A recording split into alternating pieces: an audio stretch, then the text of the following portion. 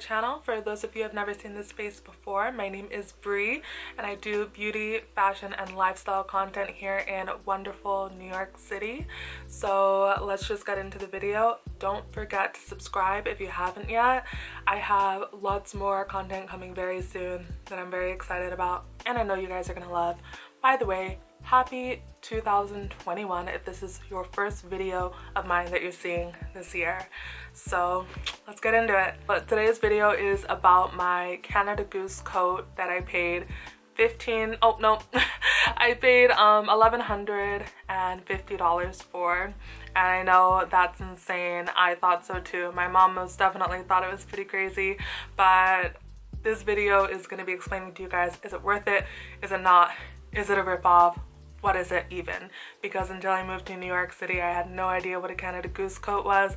Never heard of it. Never thought about that. I mean, it was like a non-factor to me because I didn't know what it was. So this video is going to help you decide if it's worth it. Did I waste my money? Will you waste your money getting it? I'm from a warm climate, Southern California, San Diego to be exact. I came out here to New York City where the weather is very different. We allegedly have all 4 seasons, but I mean, our fall season is very short and our spring season is also very short. We have brutal summers and somewhat brutal winters. The summers are really the most brutal part of the weather living in New York. The winter coat that I came out here with was a Michael Kors coat that I had been using since high school. It was okay, but for the $200 that I paid for it, it honestly could have been much better quality, to be honest with you. It was $200 wasted, especially for something that you're wearing nearly every single day in the winter months. Now, don't get me wrong, I see a lot of other people out here in New York wearing Michael Kors coats, and they do make it work, but I knew that there were better things out there that existed, and I was very interested in them, and I was very interested in keeping as warm, cozy, and toasty as possible. I feel absolutely amazing in this coat. This is my first winter snowstorm experiencing it in this coat. This is really putting it to the test. I'm so blessed and glad to be standing here wearing it right now when I need it the absolute most. I feel like I'm on a summer vacation in the Caribbean. I brought this coat in December 2018, so I've owned it just a little bit over 2 years now. For the entire year of 2018, I saved a little bit of money until December came so that I was able to comfortably afford this coat, as well as a couple of very necessary essential accessories. I didn't want to be walking around with an $1,100, almost $1,200 coat and not have good accessories to really elevate the look, as well as keep me just as warm as the coat is. Those accessories include these absolutely amazing gloves from Aritzia. These are incredible leather gloves and they are by the brand Auxiliary at Aritzia. I brought them in December 2018, I believe actually right after I brought my coat. The very next thing I did was go over to Aritzia to look for some winter accessories. These gloves were $68. They're actually mittens. I was looking for gloves and I couldn't find them, but mittens actually ended up being a smarter choice to keep my hands warm. Since all of your fingers are bunched together, the heat from your fingers really helps to kind of insulate and just keep everything warm and cozy. It's the thumbs that actually, thumbs up, give this video a thumbs up. It's the thumbs that actually are kind of cool during the winter because they're not all bundled up with the rest of your fingers. But these are 100% leather gloves and they were money well spent. The stretchy band right down here really helps to keep them on your wrist nice and warm, so no extra air gets inside. Your hands are nice and toasty and happy. Although I did purchase these 2 years ago, this is something that Aritzia carries every single year. They still have them currently, and the inside is acrylic, as you can see, and the outside is 100% leather, so I know these are going to stand the test of time, and so far they look amazing. No cracking, no nothing. They're just amazing. My bad. As it turns out, this brand is pronounced Elixir, not auxiliary, like an auxiliary cord. And for the sake of staying with the theme of high quality winter accessories, I went ahead and brought the Elixir Cashmere beanie from Aritzia as well. They carry this in every neutral shade under the sun. I just chose mine in black. Sometimes it's a little bit difficult to get the little fuzzies and the lint out of it, but it's cashmere, so that's kind of what happens, but it's extremely high quality. And I recall paying about, I think, $50 for this cashmere beanie that I wear all the time in the winter. I do prefer beanies without the pom-pom on top. I think they just look a little bit more seamless, and they're just a little bit more simple and easy to deal with, easy to manage, because they don't have that huge distraction at the top. I think they're cute and I still wear mine, but if I had to choose, I would just choose without the pom-pom. So my first year living in New York City, I kid you not, every single place that I went, about 1 in 4 people at least were wearing some variation of a Canada Goose coat. Later on, I actually went into the Bloomingdale's in Soho and tried one on, and I was like, oh, okay, yeah, these are really warm, these are heavy duty, they're not just posh and fancy. That's not the only reason why people are wearing them. At that point, I still didn't have the money for it. It was just something that I wanted. About 3 to 4 years went by before I could buy this coat. So from start to finish, I wanted this coat for about 5 years before I actually purchased it. That's probably one of the longest time spans that I've wanted something that I couldn't have. So actually being able to buy this coat was a very rewarding and warm feeling. Literally warm. So anytime it's under about 48 degrees exactly, I wear this coat. I have found that if it's 48, 49, 50 degrees, anything higher than that, yeah, I find myself sweating in this coat because it is so warm and it's so dense and it's so heavy duty.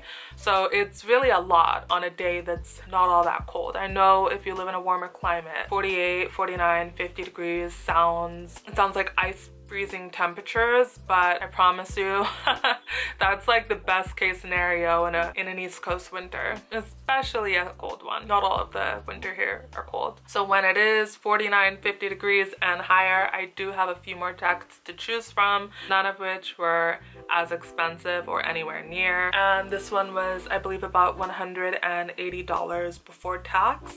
So this is probably my second most used coat, and the coat that I gravitate towards when I'm not wanting to wear a super heavy, super dense jacket. This coat is from And Other Stories. I brought it in October of 2019, and it's something that they carry every single year, some variation of it. They switch it up a little bit, I guess, to coincide with the trends of that year, if any. I'm only showing you guys this coat really quickly to explain to you what I wear on days where it's way too warm to wear the Canada Goose, but it is still winter. So when it does get too warm to wear this jacket, which does happen to me from time to time, not too often now that I know how to finesse it with not wearing it when it's warm. It has carrying straps on the inside, which is so helpful because when you're carrying your jacket around in a city like New York, you don't want to, you know, brush up against people. It's a really big coat and takes up a lot of space, so you can kind of flip it inside out and carry it in a way that's not going to be so obtrusive to the people around you. So that's really helpful and handy, and I love that feature about it. The last few nights in New York have been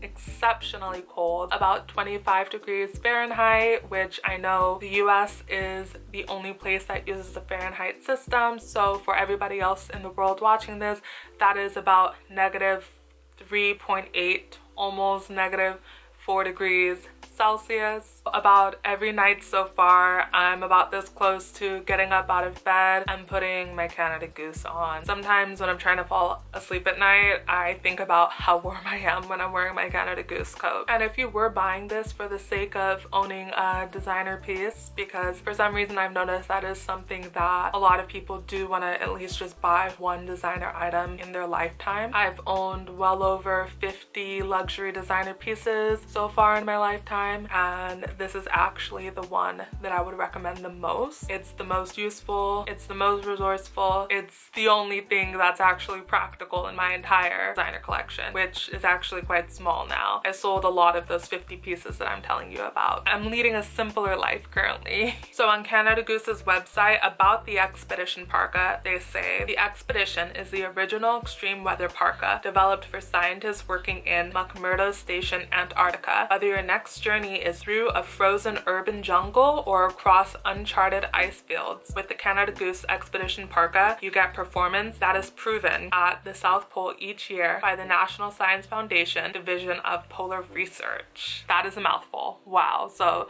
those are some pretty intense claims, and I would say from the urban jungle standpoint, I have no idea about Antarctica or the South Pole, never been, love to go someday. At about 20, 15, 10 degrees here in New York, which it doesn't happen often, but every now and again it does during the winter. I would say, you know, I'm starting to get a little chilly, I want to go inside, but it's normally never the parts of my body that the coat are covering, that's just everything else.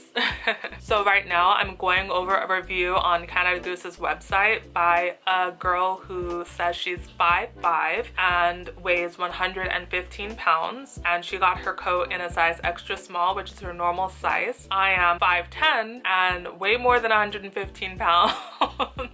And I got mine in an extra large because I wanted to be able to layer items under the coat and I wanted to be roomy. I didn't need anything to be like a tight, super close fit, especially when I'm paying that much money. I wanted to make sure that no matter what, this thing was always going to fit me, and if it's oversized, then so be it. This young lady who is 115 pounds and much shorter than me, she had an interesting point, which is the same for myself as well, that the top portion is extremely roomy and oversized and comfortable and cozy, but the bottom portion for women, it is a very close fit. It's a very slim fit on the bottom. She says that although she's 115 pounds, she has a little bit of a curvier figure, as do I. And if you have a little bit of a curvier figure, it is a very tight fit at the bottom. I'm just gonna be honest with you, it's true.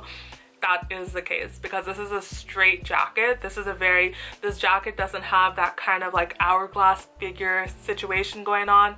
It's a very up and down, very straight jacket. I love that type of a look. It's a very structured look. That's exactly what I was going for. That's definitely my style. It's a very edgy look. It is not a lot of movement. If you have any sort of hips whatsoever, it's gonna be a tight fit. Now, not to say that this is going to be the case for all of the women's Canada Goose coats. It's not. They do have some that are actually the hourglass figure. I can tell without even trying it on. It already has an hourglass shape happening. It's just a matter of, is that your style? Is it not your style? I didn't want to spend that kind of money for a jacket that wasn't going to be my style. As far as the cut goes, I didn't want an hourglass figure for my coat. I'm happy with my choice. And this 115-pound young lady says that her mom has a coat as well and says she has the exact same problem with the bottom portion being a little bit more slim fit for anybody with hips. But it sounds like all three of us are in agreement. It's kind of a tight fit at the bottom. They make this coat for women as well as for men. I believe this is actually one of their most expensive coats, as well as their like standard coats that you get when you get into the Canada Goose brand. The cut for the men and the women are very similar. They carry a lot of the weight up top, and a lot of us women, we carry our weight more towards the bottom, so the cut could be a little bit better for a woman's figure, but maybe it's just intended. I think it might just be intended to be this way, just a little bit more of a close fit at the bottom, and you can decide if that's something you want to deal with or not, or if it's something that bothers you or not. It doesn't necessarily bother me, it's just something to note. Now, based on what I'm reading about my Expedition Parka, it sounds like this coat model has been around for over 20 years, which is amazing. I like a style that can stand the test of time, both quality and style-wise. This coat actually has 11 pockets, which is amazing and so helpful. Most of the time when I'm using this coat, I don't even need to bring a purse with me because I can fit everything that I need and then some with all of the 11 pockets. There's wire in the hood that's really helpful to conform it to your face so that when it's windy, when it's snowing, when it's raining, the wind and the elements aren't blowing the hood off of your face or off of your head. There is a draw cord at the waist on the inside to give a more customized fit as well as retain warmth, because it's going to be a closer fit to your body. The Expedition Parka has recessed ribbed knit cuffs that add a level of comfort as well as lock in the heat on your arms. We also have a hideaway nylon elasticized snow skirt for added protection. I find I don't use it often, but if it was crazy windy and I did happen to be in Antarctica that day, it would be perfect for keeping the coat from blowing off of my body. The Expedition Parka has two closures, which is the Velcro closure as well as the two-way zipper that helps to add additional range and motion, and especially ventilation for whenever you need it. So based on all of my Canada Goose research, it sounds like the Expedition Parka, the one that I have, thankfully is a part of the range of coats that are the absolute warmest that they make. So that's a blessing. I'm so glad I chose the right one. I very much do apologize for my absence on my channel this week, guys. If you live here in the US, you know what was going on the first week of January 2021. And if you don't, but you live in a city or a country that has dealings with the US, then you also know what was going on this week. As a single girl who lives in a big city, who lives alone, I need to know what's happening when I go outside. I need to know what's going on. So I kind of just had to become informed and stay abreast on everything that's happening just to stay safe. For any other questions you guys have about this coat or just Canada Goose generally speaking, leave me a comment down below. I always get back to each and every one of you. And don't forget to give this video a thumbs up. It's so helpful.